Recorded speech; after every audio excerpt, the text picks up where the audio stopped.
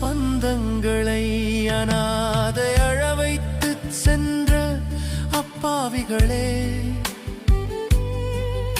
இது நடப்பதற்கு முன்பு இதை நினைத்து பார்த்தீர்களா? இது நடந்த போது எதையாவது நினைத்தீர்களா?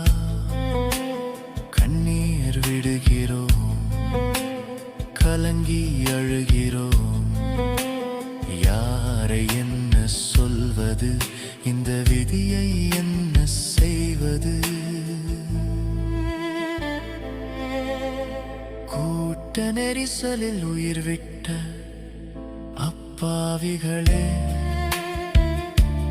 பரவசமாய் வந்து பரலோகம் சென்ற பாவிகளே, கண்ணீர் விடுகிறோம், கலங்கி அழுகிறோம். யார் இதற்கு பொறுப்பு? என்னதான் இறைவனுக்கு வெறுப்பு?